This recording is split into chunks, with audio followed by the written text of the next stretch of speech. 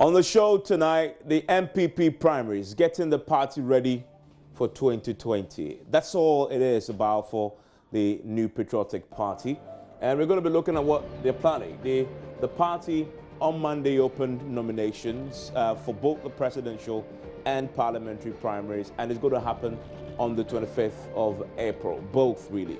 They've pegged the filing fee, we know, at 200,000 cedis for the presidential aspirants. If you want to be a presidential candidate, you want to pay this amount and run. And if you want to be a parliamentary candidate, it's just 20,000 cedis. And we know forms are already been picked across the country. And aspirants are also allowed to pick nomination forms and also pay development fees, as we've been told. The party has already held, we know, primaries in constituencies where they call it orphan constituencies. So these will be the constituencies where the NDC have incumbent members of parliament. This is the real deal, though, the one they're about to hold in 168 constituencies across the country. Ahead of the primaries, though, there have been allegations that the party is planning to get some of the candidates to run unopposed.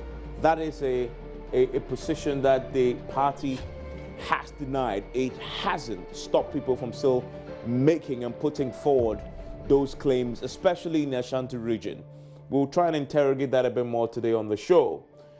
Having said that, though, and having categorically denied the claim that there is a plot to get some of the candidates or aspirants run unopposed, well, I'm talking about the incumbents run unopposed, the party has expressed its position, though, that the MP for Ayawaso West Wuogon, who won the particular seat in a by-election last year, she, Mr. Lydia Hassan, will run unopposed in the primary in April. We'll get to understand why that is the case when we get into the details. The Economist Intelligence Unit has a warning for the New Patriotic Party.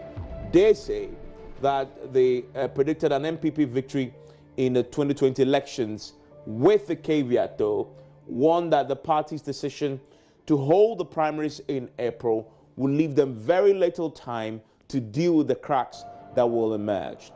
Guess who has also been warning of this? Chairman Sabusu. He is the party's leader in parliament. He is a minister responsible for parliamentary affairs, and he has been warning also that this primary, like the others in the past, has the potential to rip the party apart and slow it march towards victory in 2020. So that is a key thing that we'll explore as well. And so, with all that the party is doing right now, getting NPP ready for 2020, do they believe they've done enough in the last 4 years to get 4 more years? Stay with us here on PM Express.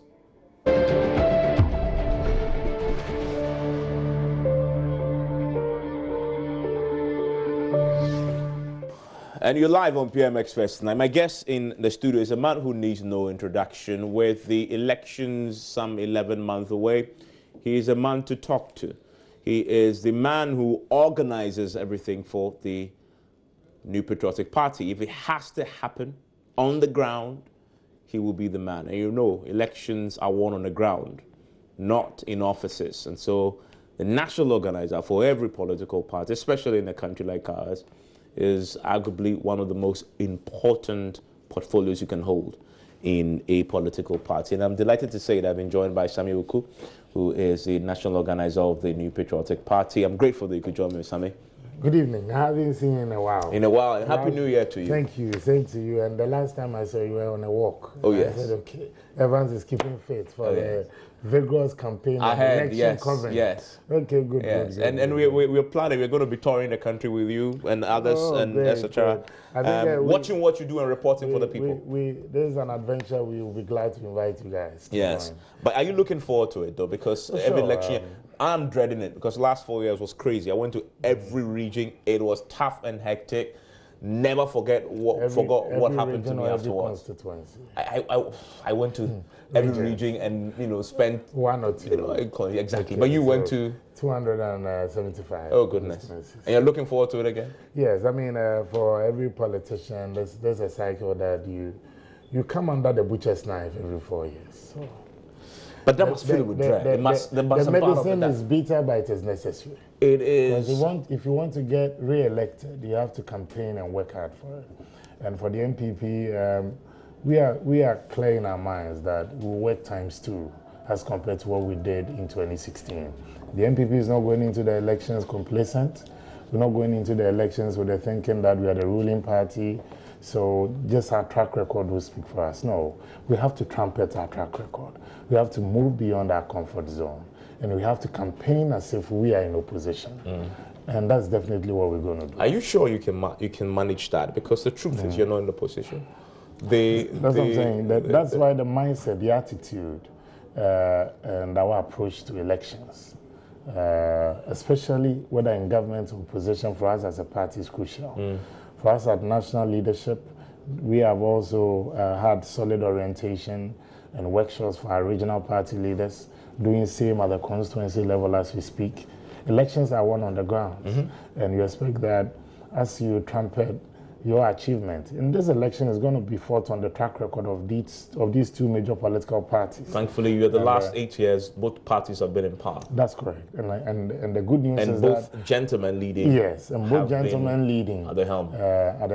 And we wish Mr. Mahama luck.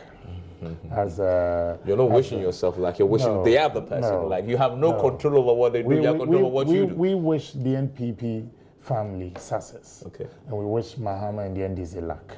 We can't wish them success over us, but we wish them luck. I mean, they even putting themselves out to contest us. It shows that they are still determined. Okay. But the conditions that prevailed in 2016 will be different in 2020, especially for him. For him, he had the luxury of campaigning with helicopter and chopper, even from Koforidua to Akwatia, Accra to Koforidua, short distances. More or less a pampered candidate at that time. In opposition and in government, we have still used the roles so that our candidate, our president, continues to familiarize himself with developments across the country, in our villages, in our hamlets. And so it will be interesting. Yeah, it will be. We'll come to the ground game going forward. But let's start with one of the most pressing things you have to get out of the way to focus on December 7th, the primaries. You're boxing two things in one day. We'll talk about the presidential primaries shortly, which I think you really see is just a formality. We'll talk about that shortly. But let's talk about the parliamentary primary. It's in April. The many who will warn you. In fact, the EIU report has pointed out warns that April, too close to call, historically, primaries in incumbent constituencies create division, and you need time to repair the cracks. What thinking went into this? Well, first of all, let me say good evening to your cherished viewers.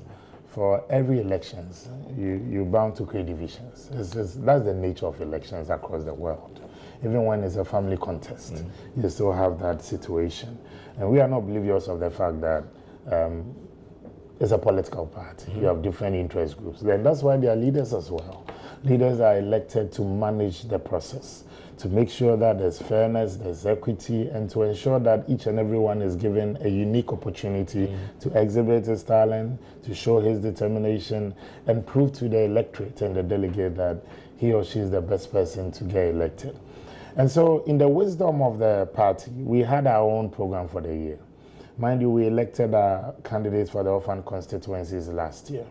And where we had 169 seats, again, somewhere in October last year, the National Council, the second highest decision-making body, and the third highest decision-making body being the NEC, did indicate that we were determined to also ensure and waive for contest in the Ayawaso West constituency. So out of the 169, the NPP will be in contest in 168 constituencies where we've opened nominations for people to pick nomination forms and all. But the reason behind the Ayawaso West Wogon, the candidate being declared. No, I'll come to that. I mean, I just want curiosity about why April, because you leave 7 months to the elections. This is not the first time. The NPP, we've had primaries even in August before, so it's not new. However, it's our ability to manage the process. We take the EIU's warning seriously, and that is why we have also ensured that the guidelines for the conduct of the upcoming parliamentary primaries is clear, and it's also there for each and everyone to read and make sure that you satisfy the conditions, and also nobody becomes an obstruction to each and everyone who wants to put himself out to contest. So yes, we've taken the warning seriously, but what did go into the thinking was that the party had its own program, and we believe that that was the best time for us to also have our parliamentary primary. And it was in consultation with our parliamentary party as well. Okay, it's good that you brought the parliamentary party as well, because the leader in parliament, Osei Chairman Sabun, so at your conference, said a few things that any political watcher would have paid attention to. I don't know whether you did. He says, quote, "Going forward, let's ponder over this since recognizable elections that we hold, including the previous one at Koforidua, has the fortunate tendency of creating and widening cracks in the party rather than helping to build a solid party. These elections are increasingly tearing the party apart." And he goes ahead to talk about the parliamentary primaries. His recommendation was that parties should start considering creating some exclusionary zones for some of the incumbents in the party because of past experience. Well, first of all, the leader of the parliamentary party did share his opinion representing his group. And we believe that the party's steering committee or NEC, when that matter is raised, we will also properly interrogate. Has it come before you? I don't think it's been formally raised on the floor of NEC or on the floor of steering committee. And so when those issues are raised, we will share our opinions, because at the heart of democracy is choice. And so maybe his concern is the way the process is managed. Let me also state that in Koforidua, it wasn't a parliamentary primary. It was the election of national officers. And this is an age-long tradition of the NPP. We've always elected leaders every 4 years to manage the party. So if the thinking is the party should take a second view at it, second view of it, and how the process is conducted, I'm sure the proponents of that suggestion can also lay a paper before all of us, see the argument for and against it, and we can then have a passionate, legitimate debate, all geared towards finding a cutting-edge solution. This is the first time Chairman Sambonsu and the parliamentary wing had proposed this, that give some of the key individuals some preferential treatment, let them run unopposed. Is that going to happen? No, this didn't come up at a steering committee or NEC. No, it hasn't. But this is not the first time it's been thrown into the public by some of the key individuals. But the party doesn't take decisions based on what is thrown into the public domain. The party takes decisions based on what is laid before steering committee, the NEC, the council, and delegate conference. So if you're sponsoring an amendment of the constitution, if you're sponsoring an idea, you must go through these structures. But it's good for us to also debate upon it in the public domain. But the public cannot make those decisions on behalf of the party. Well, anybody, are you at least considering his fear, though, that you run, and he says examples in the past where you've lost seats. In fact, he says the party won 169 seats in Parliament. He believes, however, as I indicated in Cape Coast in 2017, and also at Koforidua, if we had worked harder, devoid of our own internal bickering and conflicts, we could have won many more seats. Some say this bickering you're approaching in April, people will feel aggrieved. Is the reason why it's all about the management. It's all about the cracks management. Occur. If Evans is prevented from contesting, or if Evans is the incumbent parliamentary, if Evans sits on the parliamentary seat for the party, and Evans feels that deliberately he's being pushed out by party executives and from some unseen hands, he's bound to feel bitter when he loses the process. But when Evans feels that, look, I have a fair chance of at least articulating my record, what I've done within the past years, and then my opponent also showcases what he can do. In the final analysis, it goes down to the vote. The presidential candidate was elected. Our national officers were elected. regional officers, constituency officers, and so were our parliamentary candidate. My fear is, it is a very good suggestion for us to properly sit down and interrogate the whole process, because I have heard him speak about it. And some of the ideas and some of the suggestions and the examples he gave, for me, were cogent. But one person cannot take that decision. For instance, he spoke about the Westminster approach, where the Conservative Party doesn't go about on a wholesale election. But as Winston Churchill said something, that I've heard people made arguments against democracy being the best form of government or otherwise. But he said, in the absence of anything good, the West is accepted to be the best. In the absence of anything good, the supreme interest in the world in this constitution, that's what must always be protected until it is amended. Are any of these incumbents going to run on the post? Is there any move like that? The guidelines we did issue, and I want to read here for you.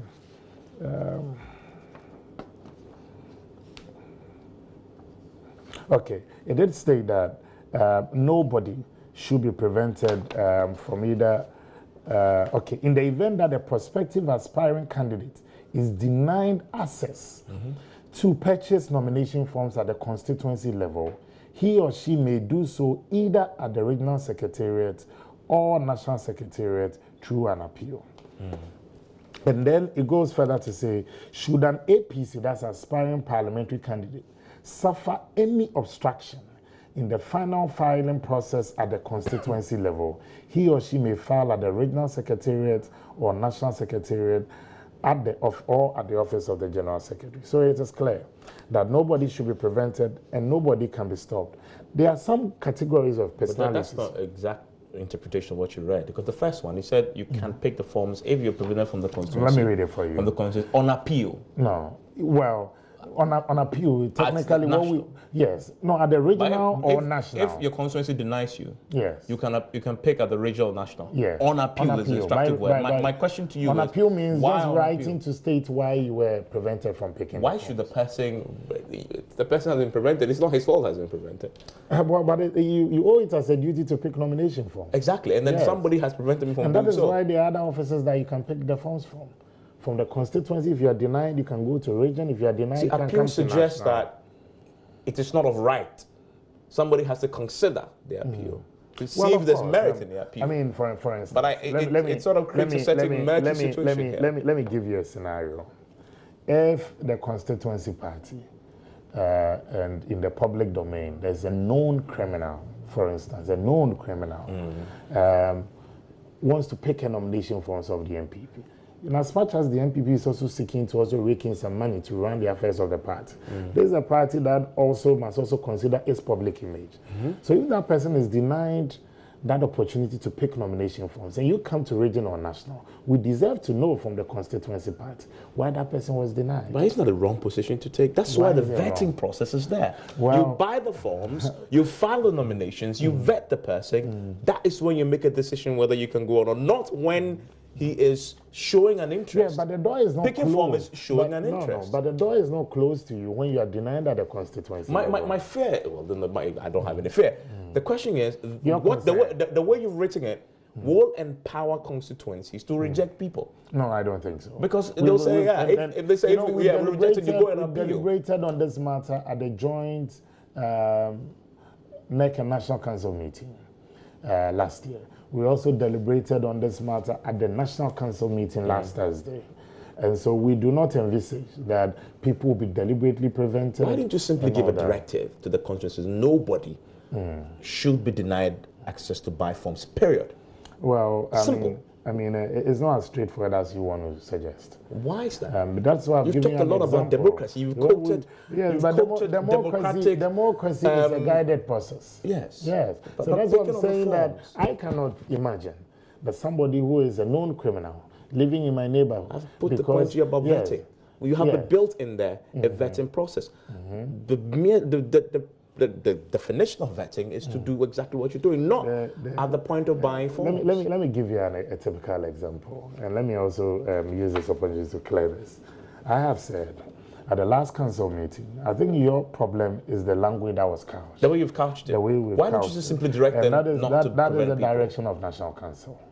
Unfortunately, you don't have a say at National Council. I'm asking questions. Yes. And so that's why I'm giving you the spirit behind this wedding. But that spirit is problematic, especially when you've quoted a lot of democracy. No, it's not problematic until you also can give me copious examples of people who have been deliberately prevented from picking nominations. There is a reason why this was part of a National Council consideration, because there's history to this. Both parties, your party and NDC, we've seen many instances in the past, and you've been in this game as long as I've been, I guess. And you've been in it longer. No, I doubt. I've done this 15 years. I don't know how many years you've done this. But I've seen a lot of instances where people get rejected and chased out of party offices in constituencies and have nowhere else to go. You've considered and built in a mechanism to resolve it. Yet, you've added a layer that takes away the right. And that layer is also to protect the public image of the party, and we believe that the fact that it's a democracy doesn't give us the opportunity to open our doors to the extent that anybody that you know of some character, a known criminal, a madman, walking into a constituency office and say, I want your party's nomination forms. Come on. Who makes that determination, though? Well, that is why the Constituency Parliamentary Elections Committee, they are in charge of selling the nomination forms. At the point of picking forms, you can make a determination about a person's qualification. At the point of picking a form. Well, if the person also does believe or do believe that he hasn't been treated fairly, the person has an opportunity to appeal to a regional office or the national office. And mind you, at the national level, you have quite some reasonable people there. You have solid members of our party, be it his appeal committee or regional party, national party. So don't worry about that.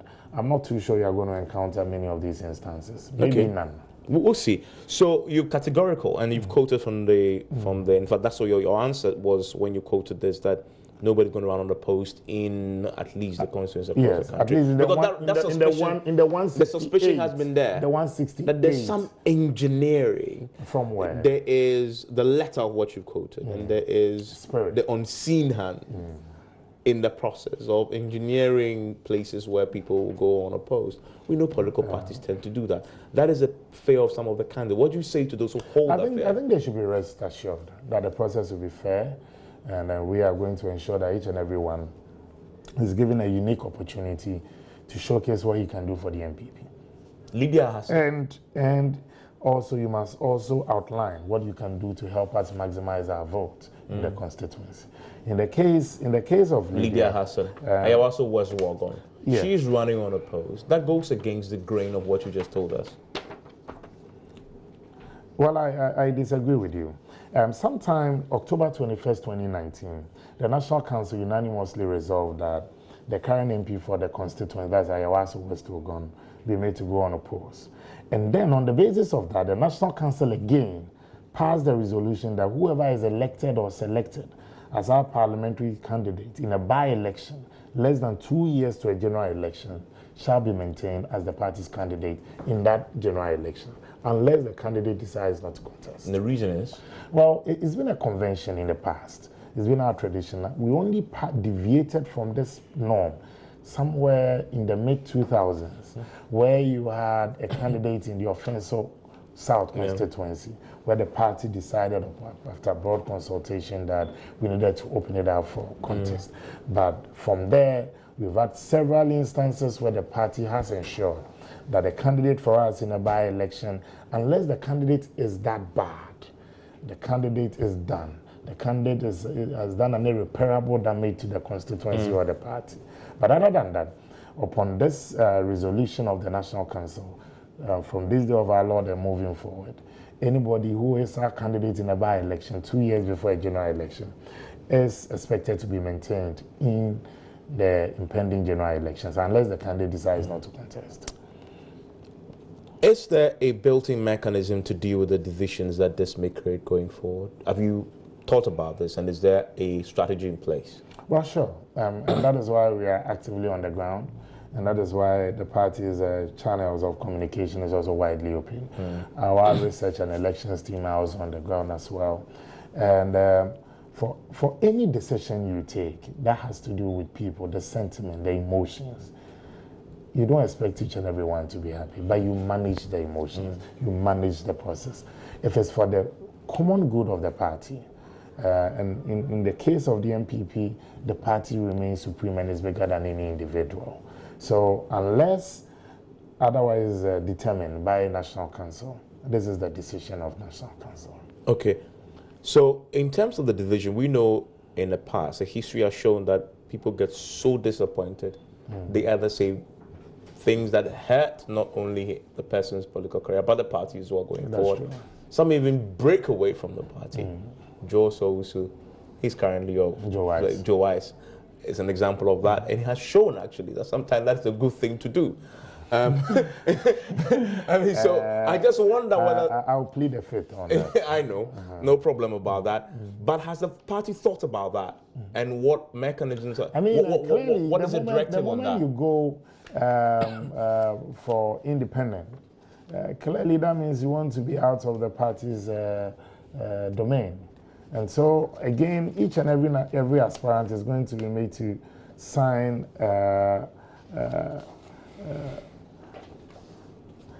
an aspiring parliamentary candidate, let me read from our rules and regulations, shall be made to sign a contractual undertaking with the party committing himself or herself to support whoever is eventually elected or selected as the party's parliamentary candidate after the election or selection process in the event that he or she is not selected or elected. He shall also undertake not to contest as an independent parliamentary candidate or as a parliamentary candidate on the ticket of any other political party, and that the NPP reserves the right to restrain him or her should he or she decide otherwise. So there are inbuilt mechanisms as well. You have fantastic words, but it's just practical. It is practical. They're going to compel them. Well, we did that in the orphan constituencies. In every political party, once there's no discipline, there's total breakdown. And once there's serious enforcement of its rules and regulations, you don't live in an animal kingdom. I may not be happy with the decision may be bitter, the decision may be unpalatable, but that may be the popular decision of the party on the ground. And that shows your worth as a politician. You go through the fire, you go through the oven, and you come out properly baked. And it may not be your time this time, but definitely NPP also rewards hard work. NPP is a party that, the NPP spirit, never forget those who sacrifices on this road to power. But you say you're going to compel them to do what exactly? Well, to sign an undertaking. We did that with the orphan constituencies. And then we're hoping to also enforce these rules and regulations as recommended by National Council as well. So is this a precondition? And National Council. Is it a precondition for qualifying to run in the primary? Well, clearly. I mean, if you come for vetting, you'll be made to sign this at the vetting. Okay. Yes. So that is where the decision will be made. When you are not satisfied, you can also move on to the National Appeals Committee of the party. That's if you are disqualified at the vetting process. Then you can take your case higher. The National Appeals Committee, I can tell you, sometimes their recommendations, afterwards they must also forward it to NEC and Council. These two bodies have the right to overturn decisions of the National Appeals Committee. And in several instances, they've done that. So you're saying that if I don't agree to the terms of not going independent and breaking away, then you automatically are disqualified from even running? Well, when you subject yourself to the rules of our party, there are so many political parties. But once you decide to also come through the NPP process, we have rules and regulations that governs the conduct. And you must abide by them. And you must abide by it. There's something you said that I'm interested in. You say that a candidate, as a parliamentary candidate on the ticket of any political party, and the NPP reserve the right to restrain him or her should he or she decide otherwise. How are you going to do this? Well, once you sign an undertaking with a body, you're also giving your legal right to that document that you've also signed, and that you're also then enjoined, and that this is a collective decision that we have both taken. And in the event where I break away from it, this document I have signed is also enforceable in the court of law if we decide to take it. To restrain the person from breaking away from the party? Well, no. Not breaking away. But what we're saying is that once you sign this document, we are also restraining you from contesting as an independent parliamentary candidate. No, you say or as the a right parliamentary candidate on the ticket of any other political so you can't party. you can't break away and run on any political party. Absolutely. And you say that if you go ahead, insist on doing this, the NPP will then also will the NPP will enforce you. this particular document that you restrain. The word is restrain. Restrain him or her. How do you do that? I've given you a clear example of some of the rights that we also reserve to also take. I mean, I just want to make this practical. So I sign this.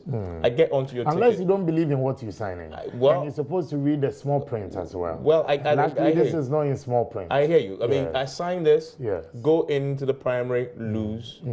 The next time you see I'm declaring from another party, but you see, how are you going to restrain the person and stop him from doing that, although I've signed previously? I mean, how practical is this? This is this is words, pure and simple. There's nothing you can do, can you, to restrain anybody who decides to violate what he signed? The NPP is a big political party. In the past, we've seen people go contest as independent candidate.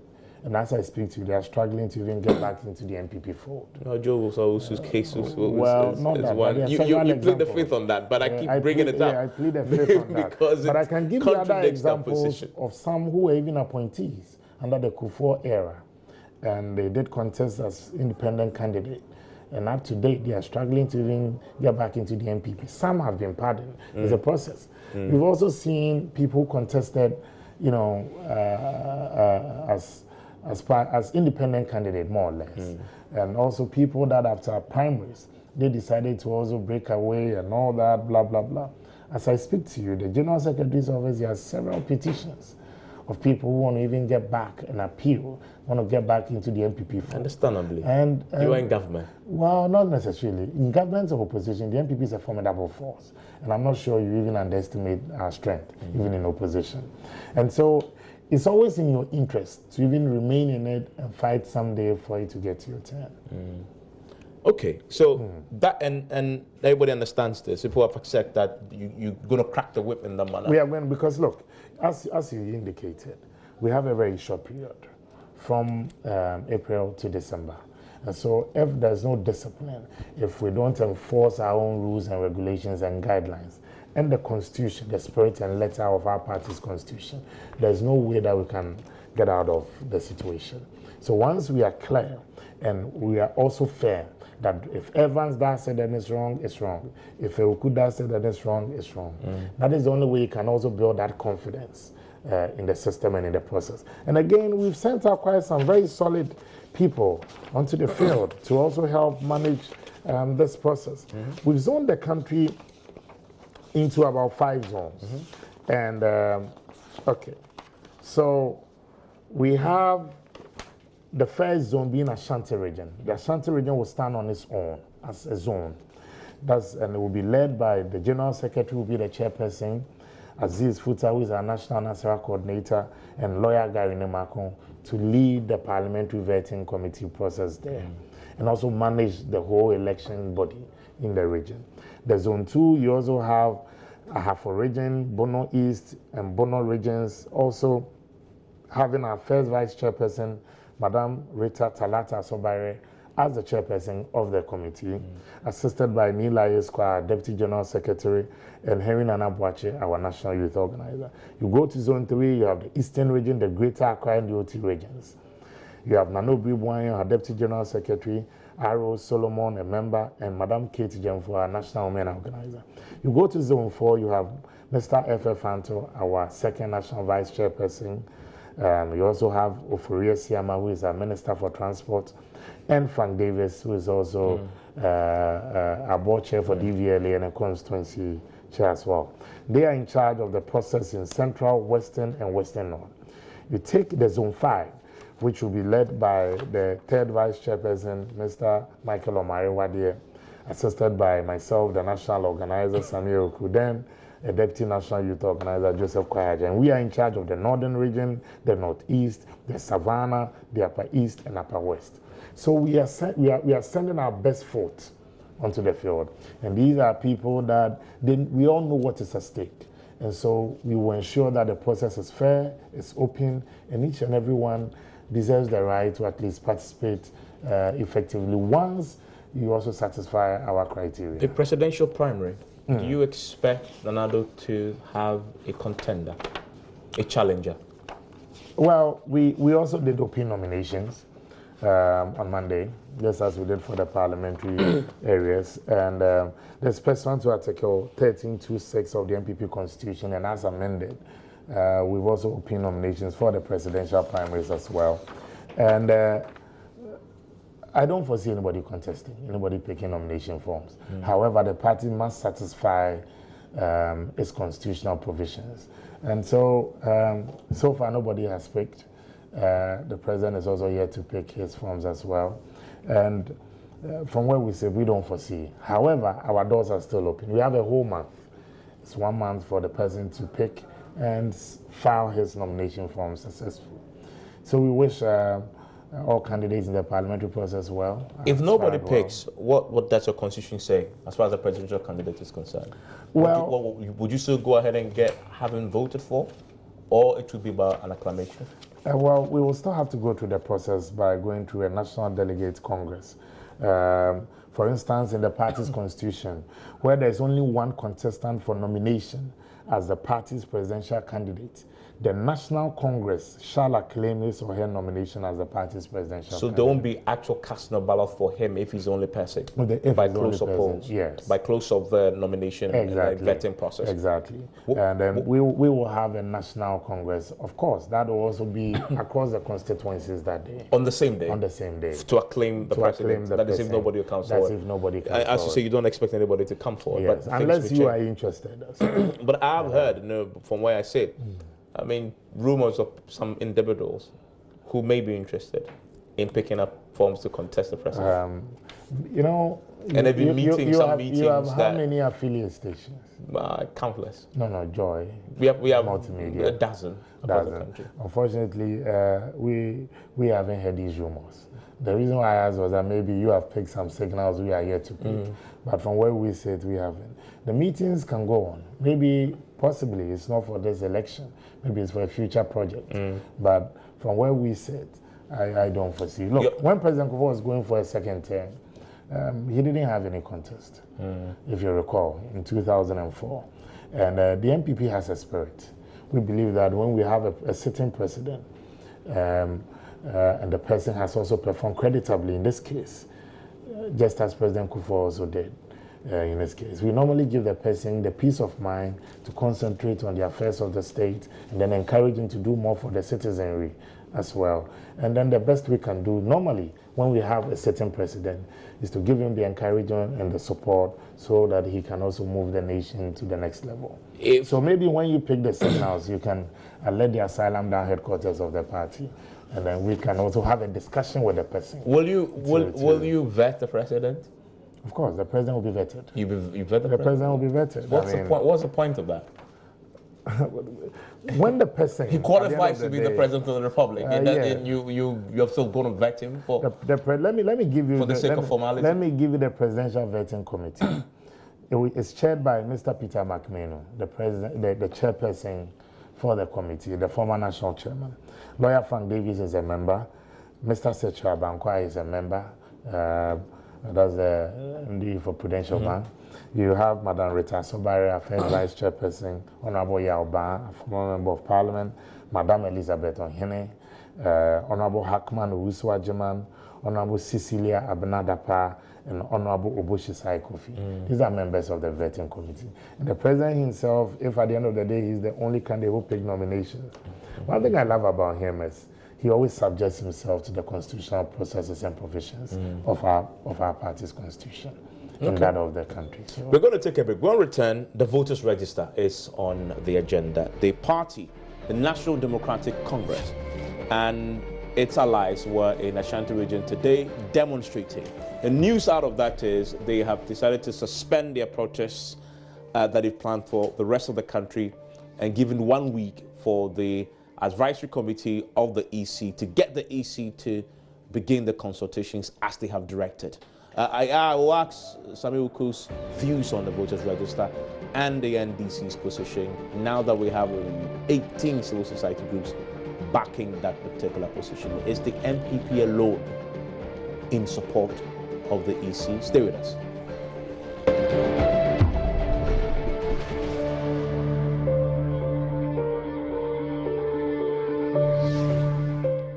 You're still live on PM Express. My guest in the studio is still the national organizer of the New Patriotic Party, Mr. Sammy Ewuku. Mr. Ewuku, the NDC today were in the Ashanti region together with their allies in resistance against the new voters register.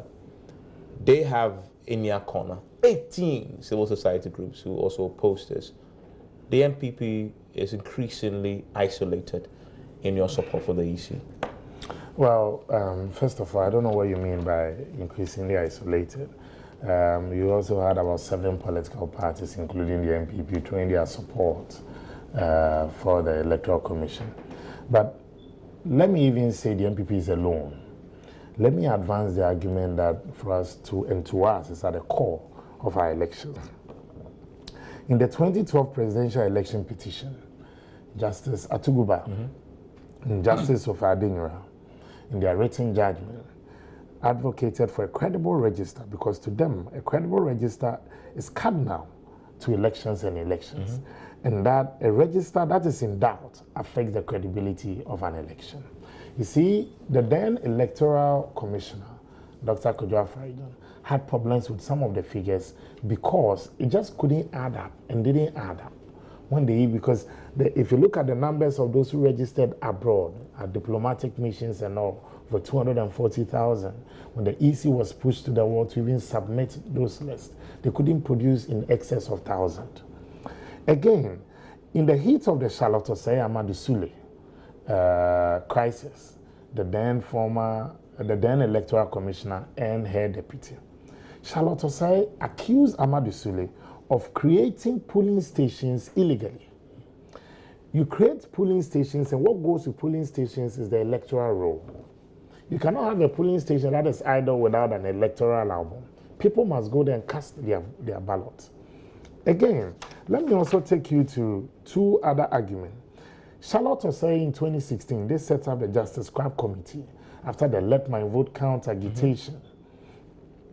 The Justice Scrap Committee, in its report, said we had almost 600,000 ghost names in the register. What the EC did was to ask corporate bodies and all, if you have some of your employees who have passed on, furnish us with the names. You and I know it got nowhere. So it is assuming they even cleaned 50,000 out of it. We have almost 550,000 ghost names, according to a committee report set up by even the then EC. Let me give you another argument of the Abu Ramadan and Evans Nimakon case. The Supreme Court ordered the Electoral Commission to delist all those who use the NHIA cards to register because the condition precedent, if you want to register for that health insurance card, was totally different from if you want to also acquire a voter's ID. Now, when the EC was asked to delete the names on those who use the NHIA cards, the EC said they deleted 56,000 names. Meanwhile, we had many more of these people on the electoral roll. For instance, quite recently, and some few days ago, I heard this renowned economist and social commentator, Kesley Hayford, saying that he used the NHIA card to register, and his name is still on the electoral roll. Last but not the least, the STL, the former service provider to the EC, they have indicated that the machines that they provided has reached end of life and end of service. What it means is that even the pass you can get is become unserviceable. So tell me, in the midst of all this, with the EC also enjoined by Article 45 and 91 of the 1992 Constitution to compile a credible voters register at all times for the conduct of elections. Under these circumstances, what do we want the Electoral Commission? So your the conclusion NPP is not acting as spokespersons for the EC. But what you can credit to the NPP, and I have heard you eloquently trumpet it, that the NPP has been consistent on the electoral register matter, whether in opposition or government. Of course, we won with a huge margin, 1 million votes. But that does not mean that we still did not have problems with the electoral register. But that's the question was coming to. Yes, all the things you said that doesn't mean that we leads to didn't the conclusion have, that you don't believe the voters register is credible. We gave you evidence. But that But that incredible voters register delivered you the historic victory. Well, but you also will agree with me that the justices of the Supreme Court proclaimed Mahama winner, even though they had doubts about the credibility of the register. So what is wrong cannot be colored. What we are asking the NDC, and I'm happy that the Akufo-Addo government has been very tolerant. We didn't enjoy this under Mr. Mahama, where we were beaten to pulp. The first time in my life I saw a policeman on duty with a blue jeans trousers and a red polo top and with a mask, beating us merciless. No. Beating us merciless. You can't even get the ID. Fast forward, people were beaten with horsetail. But in this case, in Tamale, they burnt tires. They destroyed properties. But not even someone's hair was touched. But if you just oppose that with the situation that we faced, when even in the midst of our crisis, we ran to the police officers and they said 10% casualty allowed. And they said they use minimum force. Today, as we speak, one of the agitators, one of the heroes of that demonstration is nowhere to be found. And that is Justice Ajakum. He lost his eye during these demonstrations and eventually died. He eventually died. And then you had spokespersons for the government saying that he had used tomato ketchup for his eye. That is how cruel people can be. But here, under these circumstances, in fact, even our people have been tolerant, even in the face of extreme provocation.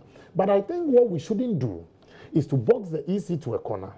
Use machines that has reached its end of life and end of service. But that has been disputed though, because civil society, 18 of them, one of the some of the most credible civil society groups have disputed that end of life argument because they make the argument. So they disputed the EC's claim. Exactly. A lot of these, they say, can be upgraded without having to change the voters register. And this is in the words of the CSOs. Yes. We respect the opinions of the CSOs. But the honest truth is that neither the political parties nor the CSOs have the constitutional right to compile the voters register. The EC does, yes. The EC does. So we can only make our argument without consulting the stakeholders. Well, but the stakeholder, the IPAC, in fact, even when they go for IPAC more or less has become an advisory body. That doesn't mean whatever IPAC decides must be implemented by the Electoral Commission. But this was not your position when you were in opposition. But that is, you were also insisting that is what the NDC told us. That so, is the EC. So you're telling them now the NDC quoted Article 45 and 91 to us.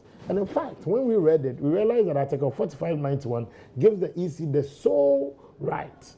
But then what we then indicated was that if you look at what was happening in the case and in the face of the rulings of the Supreme Court, that of the Abu Ramadan case and that of the election petition case, there was a considerable level of agitation that there should have been a new voters register. But Mr. Mahama, even when it came to changing the EC logo, and people had issues, the president of the land did say that we should leave the EC to do their job and nobody can compel the EC. Today, you see that the goalpost has been shifted and the chairs have been swapped. But we have been consistent from our opposition days that we need a credible register and we need anything that can also enhance the tenets of our democracy. Other than that, my fear, and I think that the CSOs, I've heard many of them making quite some good argument. But the point is that if the election management body is telling you that I have 40 machines, and you are telling me that you can still service them, no problem. They go ahead to try to fix them. On the day of elections, you have Evans Spencer and the Joy FM crew saying that machines are broken down here in so-and-so polling station area. Which will happen even if they buy new ones, because they are machines. But you can reduce the risk. To the current substantive matter, the EC hasn't consulted as much on the subject. When you say as much as... Have they consulted you? Have you been told? Have you been given the evidence? They went to IPAC. The parties did attend IPAC. But such an important issue hasn't been tabled as a primary agenda at IPAC, has it? The compiling a new register? Yes. It's one part of the... No, that's the point I'm making. It hasn't been a primary agenda at IPAC. Why hasn't it been? I'm asking the EC. Well, the EC hasn't made every step of agenda. the way. I mean, compiling a register cannot come under AOB. You must first of all also make, you need to make the argument to the stakeholders you have invited. The EC has also briefed its advisory body. And the advisory body's conclusion is that EC go and consult. If they wouldn't have done that, so the if they were convinced that well, nonetheless, if they come to consult the NPP in a new round of consultation, because they've done that at the IPAC level, the NPP's position will not change. Just as we had this same position in 2012, in 2015, in 2016, even though we lost a life through it, we still hold on to that principle. Principles are principles. NDC today and its allies today at the demonstration announced that they've suspended their intended future protests because they want to give the advisory committee a chance to get the EC to sit with them. What's your reaction to that? When you're dining with the devil, you must use a long spoon. That's the advice I'll give to the other political parties and to the NPP as well. The NDC did say they were not interested in the Ghana card, if you recall. Before you could say, Jack, their people, their members of parliament were taking pictures for the Ghana card. The leader of the opposition, Mr. Mahama himself, has acquired the Ghana card. The founder of the party has acquired the Ghana card. Meanwhile, the party had a full-blown press conference distancing itself from the Ghana card. This is the same political party today telling you that the new voters register is bad. Let's get to the ground. Let the EC roll out the process and see if the NDC will boycott the process. So in any case, all I'm saying, they blow hot and cold at the same time. So they say that's today, very smart of them. But the NPP now, we have moved ahead of their game. And that is why we are keeping our eye on the ball. If at the end of the day, the EC doesn't compile a new register, the party doesn't lose anything for us as a party. We are actively on the ground and ensuring that our people go out and look out for those who are turning 18 and first-time voters. If the EC rescinds its current decision to compile a new voter register, you're not opposed to it? Well, we have always held the belief that we need a new voters register. So if the EC, but we don't have the constitutional power to compile to dictate to the EC or to compile a new register. But I just want to I just want a clear answer. It's in the bosom of the Electoral Commission. You understand that? I'm just wondering, so in the EC, because a lot of consultations are going to happen, I understand the EC, based on the directive of its own advisory committee, might be meeting the parties. Yeah. If they decide that having consulted, we are not compiling for 2020, NPP is okay. We will disagree with them, but we respect their decision. Okay. Yes. NDC says they are pulling back from the rest of the demonstrations and at least giving 1 week for some talks to happen. Your reaction to that? I think they'll be concentrating on the ground within the 1 week. To do what? Because I think they need to reflect, and they'll be maybe re-strategizing that in the event where we are compiling a new register, we need to have our people on the ground. So it's a strategic retreat, and that could be one. And the second thing is maybe they're running low on momentum. I have been an agitator on the street. Even when you have 18 CSOs in your corner, you be well, the CSOs don't demonstrate. The CSOs, they have their own way of also making their opinions heard. But for them as a political party, for the NDC, I think it's dangerous for them. The path they've chosen. Because what it means is that now, if you want to force the EC, compel them, and say, look, don't compile a new register. I have told you I have serious challenges as an election management body. And you are saying, no, keep quiet. You don't have a problem. Go on. And on the day of elections, you are facing difficulties with your machines. Who do you run to? Okay, well, Mr. Wuku, I'm grateful. Thank you, Evans. Thank you. That's Samuel Wuku. It's been good coming over. He is a national organizer of the party. He has 11 days to organize the party and prepare it for elections. Wish him luck. 11 days? You have 11 months to get a party ready for elections. I wish you. He says he wishes the NDC luck, and I said I wish him luck as well. He didn't say anything. So I know you have to wish the NPP success, and you wish the NDC luck. Well, I wish you all the best, Mr. Samuel Wuku. Enjoy the rest of your evening, ladies and gentlemen. Thank you.